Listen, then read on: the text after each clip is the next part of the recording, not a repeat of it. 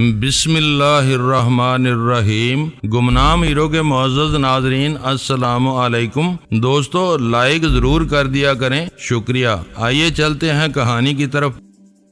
شیخ الفارس نے کہا، اس کا مطلب یہ ہے کہ اب تم میکاکس کے روپ میں بھی زیادہ وہاں نہیں رہ سکتے؟ جی ہاں، میں ابھی کسی اچھی جگہ پناہ کی تلاش میں بھاگا پھر رہا ہوں۔ پتہ نہیں ریڈ پاور کا باس مجھے اور سونیا کو کہاں لے جا رہا ہے۔ ہمیں اس کے دماغ میں پہنچ کر معلوم کرنا چاہیے۔ مجھے اپنے حالات سے اتنی مہلت نہیں مل رہی ہے کہ میں اس کے دماغ تک پہنچ سکوں۔ بہرحال وہ لوگ وفادار ہیں، ہمیں ہر حال میں خوش رکھنا چاہتے ہیں، اس لیے ان کی طرف سے دھوکہ نہیں ہوگا۔ جناب شیخ الفارس نے کہا، تم اور سونیا پچھلے 2 دنوں سے ایک ساتھ ہو۔ پہلے تم دونوں سامری کے پرائیویٹ جزیرے میں گئے، پھر آبدوز میں پہنچے، وہاں سے نکلے تو ریڈ پاور کے بحری جہاز میں میری اور ہڈسن بن گئے۔ اب یہ راز کھل گیا ہے کہ میری سونیا ہے اور ہڈسن میکاکس، اور وہ میکاکس فرہاد ہے۔ اس وقت دانش مندی یہ ہے کہ اب تم سونیا یا کسی بھی عورت کے ساتھ نہ رہو، کیونکہ اب تمام دشمن ایسے ہی شخص کو تلاش کریں گے جس کے ساتھ ایک عورت ہوگی اور وہ سمجھیں گے وہی سونیا ہے، یا پھر سونیا کی تلاش کریں گے جس کے ساتھ کوئی مرد ہوگا اور وہ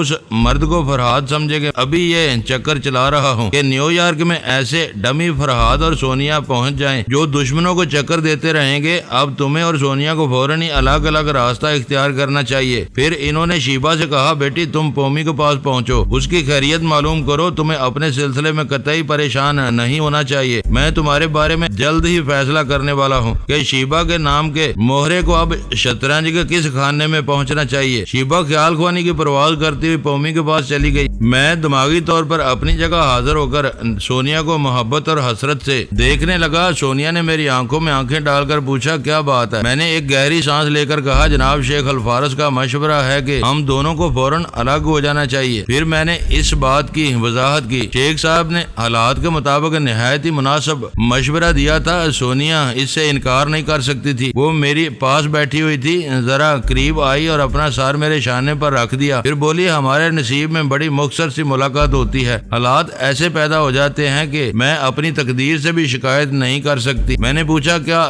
تمہارے ذہن میں کوئی ایسی تدبیر ہے جس پر عمل کر کے ہم ساتھ رہ سکیں؟ ایسی کوئی تدبیر نہیں ہے، میں خود ہی یہ سوچ رہی تھی کہ دشمن ہر جوڑے کو شبہ کی نظروں سے دیکھیں گے۔ ہمارے قد و قامت کا انڈیل ڈول کا جو بھی شخص اور جو بھی عورت نظر آئے گی، وہ اس وقت تک اس کا پیچھا نہیں چھوڑیں گے جب تک کہ ان کا شبہ دور نہ ہو جائے۔ ایسی صورت میں ہمیں ایک دوسرے سے دور ہی رہنا چاہیے۔ اسی لمحے شیطان نے آ کر کہا، خالہ جان مجھے بہت افسوس ہے، دنیا 2 دلوں کو ملنے ہی نہیں دیتی۔ سونیا نے ناگواری سے کہا، آگے ہمدردی جتانے کے لیے پہلے آگ لگاتے ہو پھر بجھانے آتے ہو۔ ماما موریا کو بھڑکا کر اس ادارے سے نکال کر تمہیں کیا مل گیا؟ میرا کوئی قصور نہیں ہے۔ میں پہلے ہی کہہ چکا ہوں کہ ماما موریا کے دل و دماغ میں اپنے ملک اور قومیت کا جذبہ پیدا ہو گیا تھا، اسے میں کیسے روک سکتا تھا؟ پھر اسرائیل افسران قانون کا سہارا لے کر ماما اور شیبا کو لینے آئے تھے۔ شیبا کے سلسلے میں ناکام رہے، ماما کو لے کر چلے گئے۔ اگر میری شیطانیت ہوتی تو شیبا ادارے میں نہ رہ پاتی، اسے بھی ماما کے ساتھ ہی جانا پڑتا۔ مگر میں تم لوگوں کا دوست ہوں، ہمدرد ہوں، مجھے کسی وقت بھی آزما کر دیکھ سکتی ہو۔ جب سے تم نے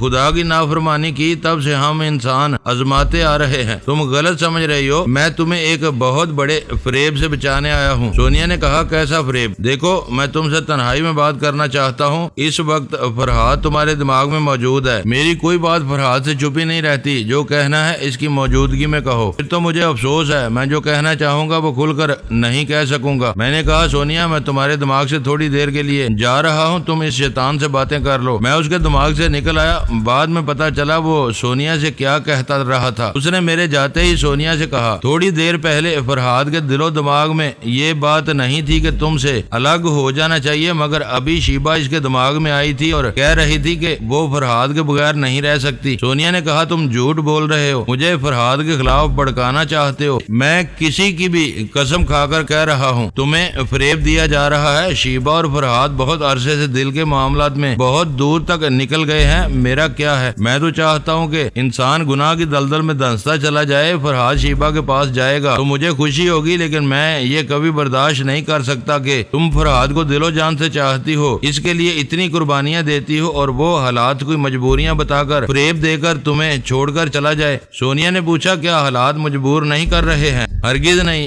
میں تمہیں تدبیر بتاتا ہوں، تم اس پر عمل کرتے ہوئے فرحاد کے ساتھ رہ سکتی ہو، لیکن فرحاد نہیں مانے گا۔ اس نے پہلے ہی پلاننگ کر لی ہے، شیبہ سے وعدہ کر لیا ہے، اس کی محبت کی قسم کھائی ہے کہ تمہیں چھوڑ کر فوراً ہی اس کے پاس چلا جائے گا، اور اس کے پاس جانے کے لیے جو بہانہ کر رہا ہے، حالات کی جیسی مجبوریاں بتا رہا ہے۔ تم نادان نہیں ہو، خود سمجھ سکتی ہو کہ 1000 روپ بدل کر تم دونوں ایک دوسرے کے ساتھ رہ سکتے ہو، ہم ایک ساتھ نہیں رہ سکتے۔ تمام دشمنوں کی نظریں کسی بھی ایسے جوڑے پر ہوں گی جو ہمارے قد و قامت اور ڈیل ڈول سے مناسبت رکھتا ہو۔ چلو مان لیتا ہوں ایک ساتھ نہیں رہ سکتے، کچھ فاصلے پر تو رہ سکتے ہو، ایک ہی شہر میں۔ تم اگر مشرق میں رہو تو وہ مغرب میں رہ سکتا ہے، جب چاہو اس سے ملاقات کر سکتی ہو، اس پر کوئی افتاد آ پڑے تو فوراً اس کی مدد کے لیے پہنچ سکتی ہو۔ میں تو تمہاری اور اس کی بھلائی کے لیے کہہ رہا ہوں۔ سونیا نے کہا اچھا ٹھہرو ذرا، میں فرحاد سے بات کر لوں۔ یہ کہہ کر اس نے مجھے مخاطب کیا، فرحاد میں جو پوچھوں گی اس کا جواب سچ سچ دو گے؟ میں نے حیرانی سے اسے دیکھا، پھر کہا کیا میں تم سے جھوٹ بولتا ہوں یا تمہیں کسی طرح کا نقصان پہنچاتا ہوں؟ یہ تو ابھی معلوم ہو جائے گا، سچ سچ بتاؤ۔ شیبہ نے ابھی تم سے اپنے پاس آنے کے لیے کہا ہے۔ میں ذرا چونک گیا، اس نے پوچھا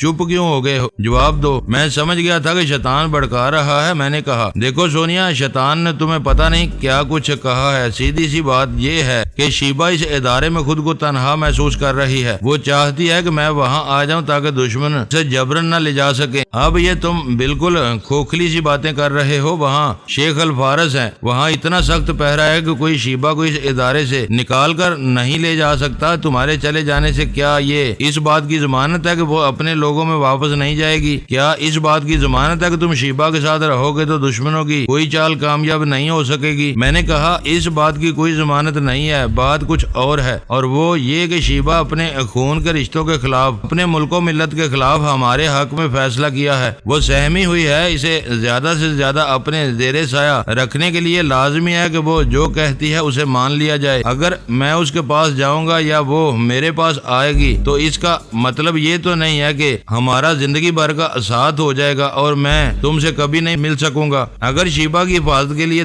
تم نہ جاؤ، میں چلی جاؤں تو کیا فرق پڑے گا؟ میں جانتا ہوں تم جہاں رہو گی وہاں دشمن آنے سے کترائیں گے، ہمیں بھی اطمینان رہے گا، لیکن اصل اطمینان شیبہ کو ہونا چاہیے۔ تم انسانی نفسیات کو سمجھتی ہو، یہ سمجھو کہ شیبہ کس سے مطمئن رہ سکتی ہے، کس طرح، کس پر زیادہ اعتماد کرتی ہے۔ تم پر اعتماد کرتی ہے، تم پر مرتی ہے، میں اچھی طرح سمجھ گئی۔ تم مجھ سے الگ ہونے کے لیے کیسی چالیں چل رہے ہو؟ پہلے تو شیبہ سے مل کر پلاننگ کی، اس کی محبت میں قسم کھائی کہ اس کے پاس آ رہے ہو، اب تو تمہیں وہاں جانا ہی ہے۔ سونیا تمہیں کیا ہو گیا ہے؟ کیا تم شیطان کے بہکاوے میں آ گئی ہو؟ اپنے جھوٹ اور فریب کو شیطان کے سر پر نہ ڈالو، اس کا مطلب ہے شیطان تمہارے لیے مجھ سے زیادہ قابل اعتماد ہو گیا۔ وہ ہرگز قابل اعتماد نہیں ہے، یہ مانتی ہوں کہ وہ مجھے بہکا رہا ہے، لیکن تم بھی مان لو کہ تم نے شیطان کو بہکانے کا موقع دیا ہے۔ نہ تم جھوٹ بولو گے، نہ مجھ سے الگ ہوگے، نہ شیطان بہکا سکے گا۔ تم چاہتی ہو شیبہ ہمارے ہاتھ سے نکل جائے، میں ہرگز یہ نہیں چاہتی، میں اس کی حفاظت کروں گی، تم اس کی طرف سے بے فکر ہو جاؤ۔ تم کہتی ہو تو مان لیتا ہوں، بہتر ہوگا کہ تم شیبہ کو بھی سمجھاؤ، ورنہ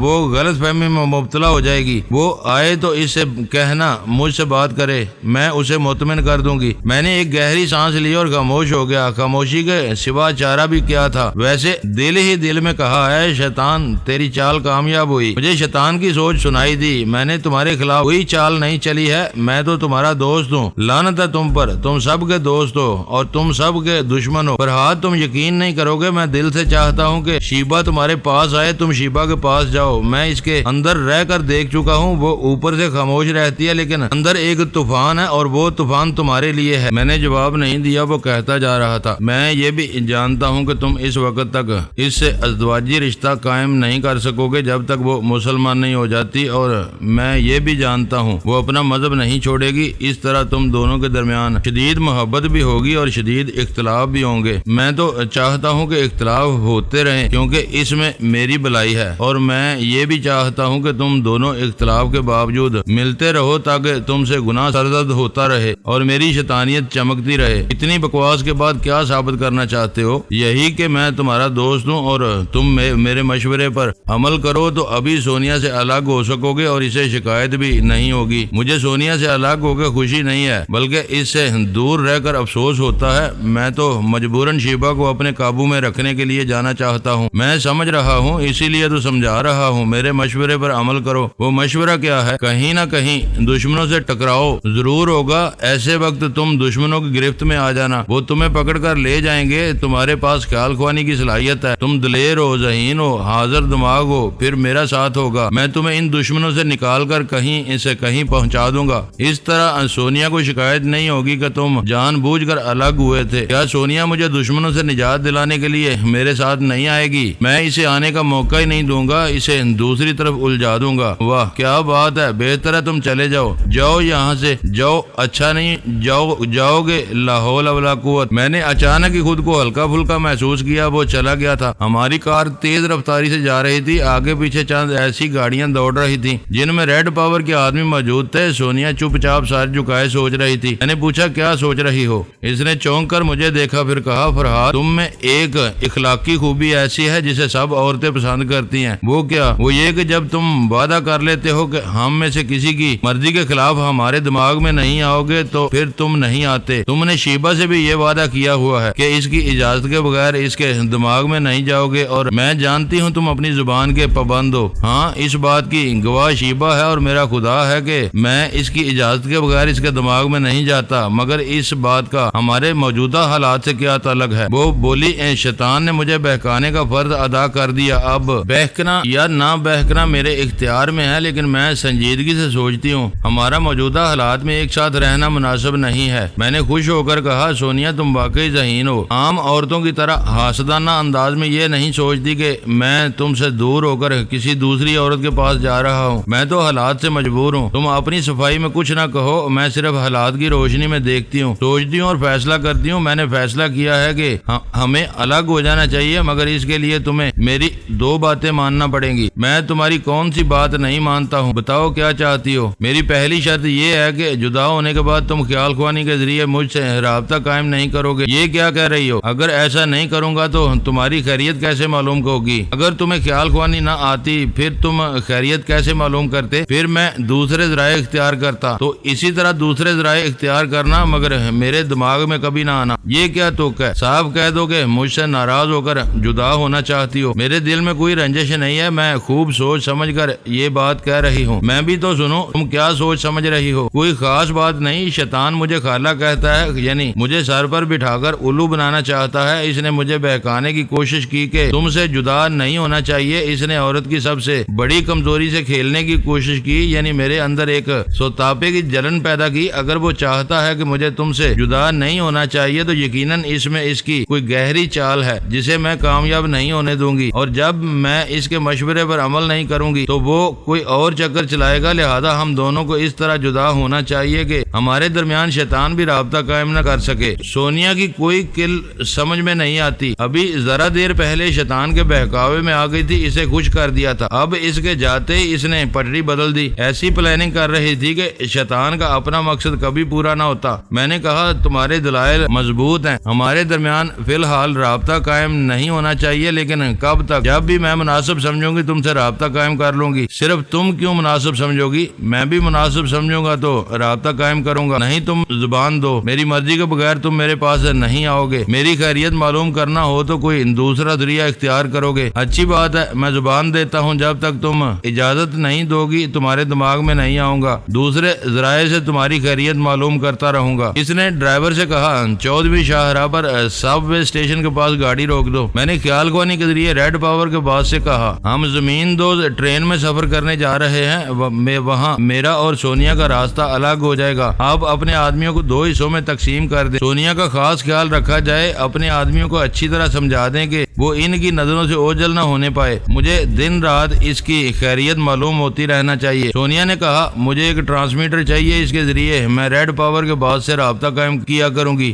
اور اس سے تمہاری خیریت معلوم کیا کروں گی۔ مجھے بھی معلوم ہونا چاہیے کہ تم کہاں ہو اور کس حال میں ہو۔ ہم سب اسٹیشن کے پاس اتر گئے۔ سونیا کو ایک چھوٹا سا ٹرانسمیٹر مل گیا۔ ہم برقی سیڑھیوں سے زمین دوز ریلوے اسٹیشن پہنچے۔ باس کے ایک آدمی نے میرے کہنے کے مطابق میرے لیے چائنا ٹاؤن کا ایک ٹکٹ لیا اور سونیا کی مرضی کے مطابق گرین وچ ولیج کا ٹکٹ لیا گیا، یعنی وہ نیو یارک کے مغرب میں جا رہی تھی اور میں جنوب مشرق کی طرف جانے والا تھا۔ وہاں سے 2 ریل گاڑیاں 2 مختلف سمت جاتی تھی۔ میں سونیا کے ساتھ اس کی گاڑی تک گیا۔ ہم دونوں بڑی محبت سے رخصت ہوئے۔ جب وہ گاڑی پر سوار ہو کر چلی گئی تو پھر میں منزل پر روانہ ہو گیا۔ تھوڑی دیر بعد شیبہ میرے دماغ میں آئی۔ میں نے اسے سونیا کے متعلق بتایا۔ اس نے کہا میں ہرگز یہ نہیں چاہتی تھی کہ تمہیں اپنے پاس آنے کے لیے کہوں تو سونیا تم سے جدا ہو جائے۔ وہ تمہاری وجہ سے الگ نہیں ہوئی ہے، حالات کا تقاضا یہی ہے۔ جو بات مجھے پریشان کر رہی ہے وہ سونیا کی شرط ہے۔ اس نے مجھ پر ایسی پابندی عائد کر دی ہے کہ میں کسی بھی لمحے اسے یاد کروں تو صرف یاد کرتا ہی رہ جاؤں، مگر اس کے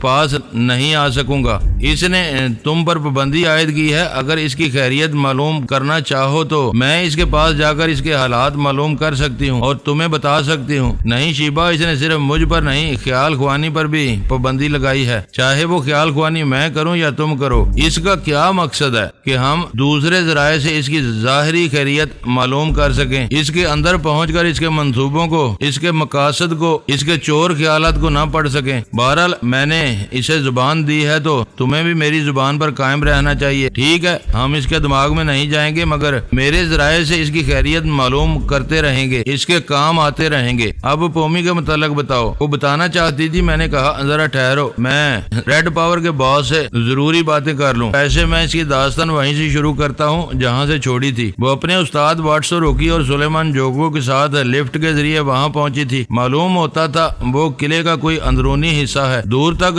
بازات نظر آ رہے تھے۔ سامنے ایک بہت بڑا خوبصورت سوئمنگ پول تھا جس میں نوجوان عورتیں تیرتے ہوئے، گوتے لگاتے ہوئے، ہنستے کھیلتے ہوئے اپنی بھرپور نمائش کر رہی تھی۔ سوئمنگ پول کے کنارے چند نوجوان عورتیں یوگا کے عمل میں مصروف تھیں۔ وہ اپنے جسم کو کمر کی طرف سے چاروں طرف یوں گھماتی تھی جیسے کمر میں ہڈی نہ ہو، جسم کو یوں موڑ لیتی تھی جیسے سانپ کی نسل سے ہوں، کنڈلی مار کر بیٹھ گئی ہوں۔ پومی انہیں نظر انداز کر کے دوسری طرف جانا چاہتی تھی۔ ان میں سے ایک نے کہا، ہیلو پومی، سنا ہے تم بجلی کی طرح لپکتی ہو۔ پومی نے اس کی طرف دیکھا۔ وہ کہنے والی اب فضا سے اچھل کر کلا بازی کھاتی ہوئی پھر زمین پر آ رہی تھی۔ دوسری نے کہا، بجلی کی طرح لپکنے سے کیا ہوتا ہے؟ لپکنا تو یوں چاہیے کہ بجلی بھی ٹھہر جائے جیسے میں لپکتی ہوں، اور چھلانگیں لگاتی تھی اور اسے جمناسٹک کا کرتب دکھاتی تھی کہ آنکھیں اس پر ٹھہرتی نہیں تھی۔ وہ ابھی یہاں ہے تو پلک جھپکتے ہی دوسری جگہ نظر آتی تھی۔ پھر پتہ ہی نہ چلا کہ وہ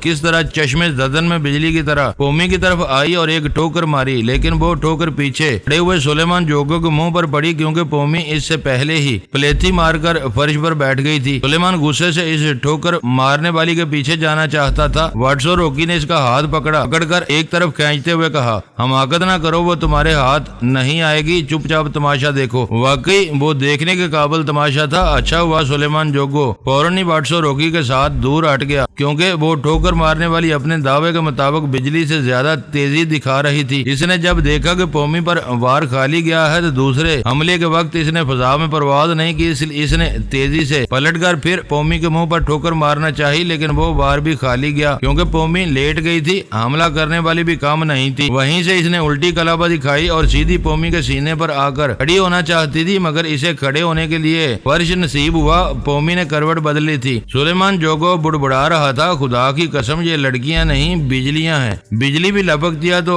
ذرا نظر آتی ہے، یہ تو بازی گری کے وقت سمجھ میں نہیں آتی کہ کہاں ہے۔ منہ پر ٹھوکر پڑتی ہے تب پتہ چلتا ہے۔ وہ درست کہہ رہا تھا۔ ادھر پومی نے کروٹ بدلی، ادھر اس نے پھر اچھل کر پومی پر آنا چاہا۔ اس بار پومی کروٹ بدل کر چاروں شانے چت ہو گئی۔ حملہ کرنے والی کو پھر ناکامی ہوئی، لیکن وہ باز آنے والی نہیں تھی۔ اس نے پھر اچھل کر پومی کے سینے پر وار ہونا چاہا۔ اس بار پومی کے سینے پر اپنے وہ ہتھیلیاں تھیں اور حملہ کرنے والی ان ہتھیلیوں پر آ کر ٹھہر گئی تھی۔ پھر اپنا توازن نہ سنبھال سکی کیونکہ پومی نے اسے ہتھیلی پر روکتے ہی دوسری طرف پھینک دیا تھا۔ وہ سامنے کی طرف جا کر اوندے منہ گری تھی مگر فوراً ہی کلا بازی کھا کر کھڑی ہو گئی تھی۔ جب اس نے پلٹ کر دیکھا تو پومی اس کے مقابلے پر پہلے ہی اچھل کر کھڑی ہو چکی تھی۔ اتنی دیر میں ثابت کر چکی تھی کہ وہ پومی ہے اور اس پر حملہ کرنے والی سے زیادہ پھرتیلی ہے۔ اب اس کے مقابلے میں 4 صحت مند عورتیں پینترے بدل رہی تھی۔ سلیمان جوگو نے کہا مسٹر نوکو تم کہاں ہو؟ یہ سب کیا تماشے ہو رہے ہیں؟ واٹسو روکی نے کہا مسٹر نوکو تم اچھی طرح جانتے ہو یہ 4 عورتیں 4 چیونٹیوں کی طرح ہیں۔ میری بیٹی انہیں چٹکی میں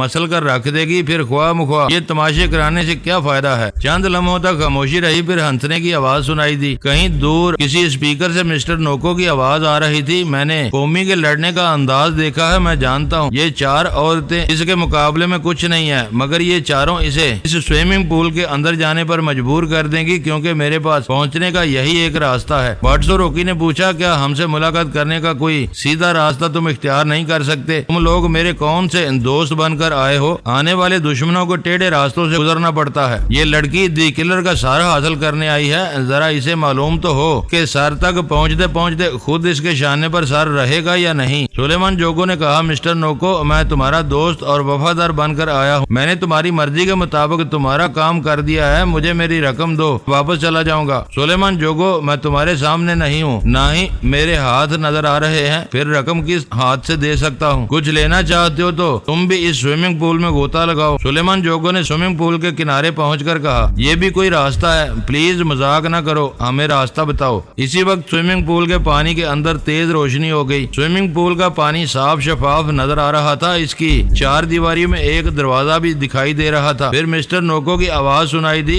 وہ دروازہ دیکھ رہے ہو؟ وہاں جا کر اسے کھولو اور اسی راستے سے میرے پاس پہنچ جاؤ۔ سلیمان اس دروازے کو گھور کر دیکھ رہا تھا۔ مسٹر نوکو کہہ رہا تھا اس دروازے کے پیچھے دی کلر کا سار ہے، پومی آ جاؤ، اس دروازے کے پیچھے $40,000 ہیں، سلیمان جوگو چلے آؤ۔ سلیمان جوگو نے کہا پومی خواہ مخواہ وقت ضائع ہو رہا ہے، ہمیں اس دروازے سے گزرنا چاہیے۔ سوئمنگ پول کے کنارے سے بہت سی آرام دہ کرسیاں بچھی ہوئی تھی۔ پومی نے ایک کرسی پر آرام سے بیٹھتے ہوئے کہا تمہیں $40,000 کی ضرورت ہے، تم جاؤ، مجھے دی کلر کا سر چاہیے۔ دشمنوں کی 4 دیواری میں آ گئی ہوں، دی کلر مجھ سے کہیں نہ کہیں ضرور ٹکرائے گا، پھر کیا ضرورت ہے کہ میں پانی میں غوطہ لگاؤں؟ سلیمان جوگو کو $40,000 لینے تھے، اس لیے وہ غوطہ لگانے کے لیے آگے بڑھا۔ واٹسو روکی نے اس کے شانے پر ہاتھ رکھ کر کہا جو راستہ سیدھا نہ ہو وہاں گڑبڑ ضرور ہوتی ہے، دولت کے لالچ میں اندھے نہ بنو۔ اس نے واٹسو روکی کا ہاتھ جھٹک کر کہا جب ہم یہاں تک آ گئے ہیں تو راستہ سیدھا ہو یا ٹیڑھا ہمیں تو جانا ہی ہوگا۔ کیوں جانا ہوگا؟ کیا ضروری ہے؟ ہم یہاں انتظار کریں گے۔ مسٹر نوکو نے ملاقات نہیں کی تو واپس چلے جائیں گے۔ اچانک بہت سے کہے چاروں طرف گونجنے لگے، پھر مسٹر نوکو کی آواز سنائی دی یہاں سے واپسی کا کوئی راستہ نہیں ہے۔ پومی نے آگے بڑھ کر ایک طرف سر اٹھاتے ہوئے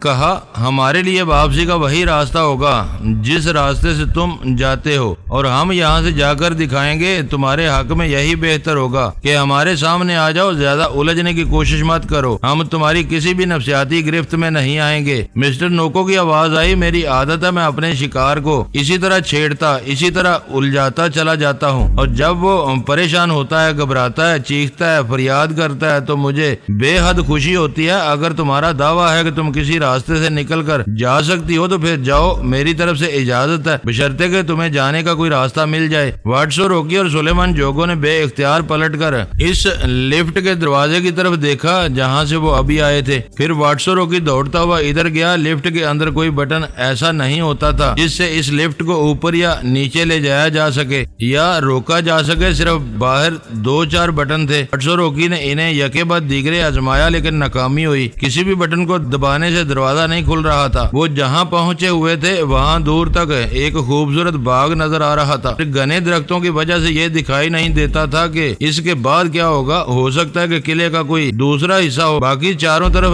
اونچی دیواریں تھیں جیسا کہ اکثر قلعے کی دیواریں ہوتی ہیں، مگر ان دیواروں کے اوپر پہنچنے کے لیے 2 طرف زینے بنے ہوئے تھے۔ انہوں نے دوڑتے ہوئے ان زینوں کو طے کرتے ہوئے دیوار کے اوپر پہنچ کر دیکھا تو دوسری طرف نیچے بہت گہری کھائی تھی، جگہ جگہ اونچی نیچی نوکیلی چٹانیں دکھائی دیتی تھی، یعنی اس دیوار پر سے اگر کوئی گرتا تو وہ قاتل چٹانیں اس کی زندگی چھین لیتی، یا رسے وغیرہ کی مدد سے اترنے کی کوشش کی جاتی تو بہت لمبے رسے کی ضرورت پڑتی۔ اچانک ایک فائر کی آواز سنائی دی۔ پومی نے سر پیچھے ہٹا لیا، لیکن گہرائی میں کہیں مسلح افراد تھے۔ انہوں نے 3 قیدیوں کو جھانکتے دیکھ کر نیچے سے فائرنگ کی تھی۔ اس کا مطلب تھا کہ اگر وہ قلعے کی بلندی سے یا آسمان سے گرتے تو کھجور میں اٹکتے۔ نیچے مسلح افراد کا سخت پہرا تھا۔ وہ دیوار کی بلندی سے نیچے آ گئے۔ سلیمان جوگو نے پاؤں پٹکتے ہوئے کہا، جب ہمیں مسٹر نوکو نے اپنے پاس آنے کا راستہ دکھا دیا ہے تو ہمیں جانا چاہیے۔ تم دونوں اعتراض کیوں کرتے ہو؟ بٹسوروکی نے کہا، تمہاری کھوپڑی میں $40,000 کے نوٹ پھڑپھڑا رہے ہیں۔ تمہیں مرنا چاہتے ہو تو جاؤ، ویسے ہم دعا کریں گے کہ تمہیں جانے کا راستہ مل جائے۔ سلیمان جوگو تیزی سے چلتا ہوا سوئمنگ پول کے کنارے آیا، پھر بلند آواز سے بولا، مسٹر نوکو، میں نے پومی کو یہاں تک پہنچا دیا۔ میری ڈیوٹی ختم ہو گئی۔ اب میں تم سے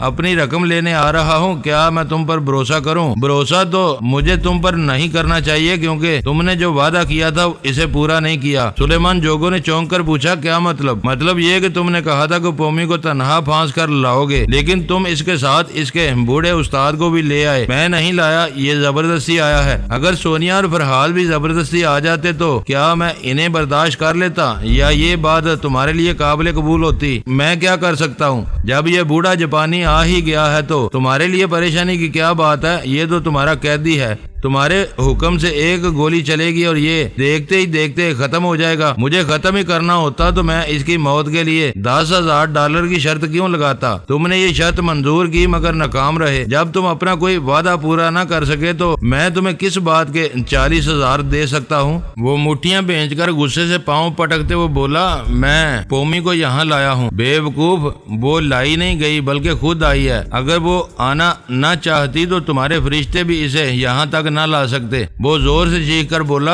تمہارے دل میں بے ایمانی آ گئی ہے۔ تم میری رقم ادا نہیں کرنا چاہتے، اس لیے باتیں بنا رہے ہو۔ اچانک بٹسوروکی نے کہکہا لگایا، پھر کہا، تم جیسے لوگوں کو کہتے ہیں، دھوبی کا کتا نہ گھر کا نہ گھاٹ کا۔ نہ تم ہمارے دوست رہے اور نہ ہی ہمارے دشمنوں کے دوست بن سکے۔ سلیمان جوگو نے اسے گھونسا دکھاتے ہوئے کہا، تم مجھے کتا کہہ رہے ہو؟ میں تمہیں زندہ نہیں چھوڑوں گا۔ مسٹر نوکو کی آواز سنائی دی، یہی تو میں چاہتا ہوں۔ اگر تم اسے ہلاک کر دو گے تو میری شرط قائم رہے گی، میں تمہیں اس کا معاوضہ ادا کروں گا۔ سلیمان جوگو نے جھنجھلا کر کہا، شیطان کے بچے، بکواس مت کر۔ تو کیا تیرا باپ بھی میرا معاوضہ ادا نہیں کر سکتا؟ تو نے مجھے الو بنایا ہے، ایک بار میرے سامنے آ جا، میں تجھے الو بننے کے قابل بھی نہیں چھوڑوں گا۔ میں تو تمہارے سامنے آنا چاہتا ہوں مگر تم اس دروازے سے نہیں گزرنا چاہتے ہو جو تمہیں دکھایا گیا ہے۔ میں ابھی تمہارے پاس آ رہا ہوں۔ واقعی وہ غصے میں پاگل ہو جاتا تھا، سوچنے سمجھنے کے قابل نہیں رہتا تھا۔ جیسے ہی وہ سوئمنگ پول کی طرف بڑھا، بٹسوروکی نے اس کی ٹانگ پر ٹانگ ماری، وہ اوندے منہ گر پڑا۔ اس نے کہا، سلیمان، ہم نے تمہیں موت کے منہ سے نکالا ہے، ہم تمہیں زندہ رکھنا چاہتے ہیں اور تمہیں کئی بار سمجھا چکے ہیں۔ جب تم مسلمان ہو گئے ہو تو ایک بار صحیح طور پر اسلامی زندگی گزار کر دیکھو، لالچ سے باز آ جاؤ، محنت کی کمائی کھاؤ۔ یہ میں نے تمہیں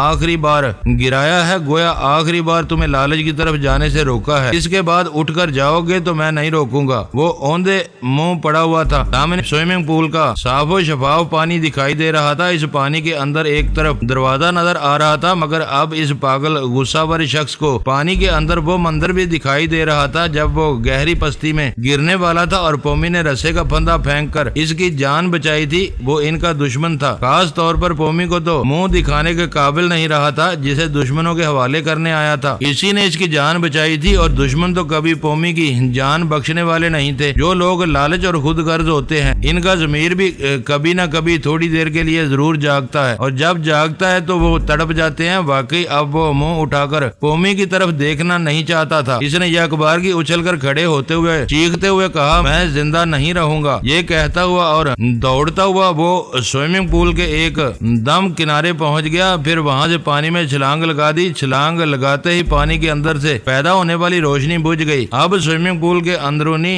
دیواریں نظر آ رہی تھی، دروازہ بھی نظر نہیں آ رہا تھا۔ جدھر اس نے روشنی کے وقت دروازے کو دیکھا تھا اسی طرف بڑھتے ہوئے کہہ رہا تھا، مسٹر نوکو، میں اس دروازے سے گزر کر تمہارے پاس آؤں گا، اپنی زندگی کو داؤ پر لگاؤں گا مگر تمہیں زندہ نہیں چھوڑوں گا۔ وہ تیرتا ہوا اس دیوار کی طرف گیا اور دروازہ تلاش کرنے لگا۔ پانی کے اندر اندھیرا تھا، کچھ نظر نہیں آ رہا تھا مگر وہ ہاتھ سے ٹٹول رہا تھا۔ وہ جہاں بھی پہنچتا تھا سپاٹ دیواریں محسوس ہوتی تھی۔ پھر وہ دوسری دیوار کے پاس گیا، تیسری دیوار کے پاس گیا۔ اس طرح وہ سوئمنگ پول کے چاروں طرف گھومتا رہا مگر وہ دروازہ اسے نہیں ملا۔ اس نے پانی سے اچھل کر سار نکالتے ہوئے چیختے ہوئے کہا، مسٹر نوکو دروازہ کہاں ہے؟ آپ مجھ سے کیوں ڈر رہے ہو؟ مجھے آنے دو۔ اس کی بات ختم ہوتے ہی کوئی غراب کی آواز کے ساتھ پانی سے ابھرا۔ اس نے پلٹ کر دیکھا، وہ ایک قد آور نیگرو تھا۔ اس نے دونوں ہاتھ اٹھائے تو اس کے دونوں بازوؤں کی ابری ہوئی مچھلیاں بتا رہی تھی کہ وہ کس قدر صحت مند ہے۔ جب غراب کی آواز سنائی دی، سلیمان جوگو نے دوسری طرف گھوم کر دیکھا تو وہاں سے بھی ایک ایسا ہی نیگرو پانی سے ابھرا تھا۔ پھر تو یکے بعد دیگرے، کبھی ادھر سے کبھی ادھر سے،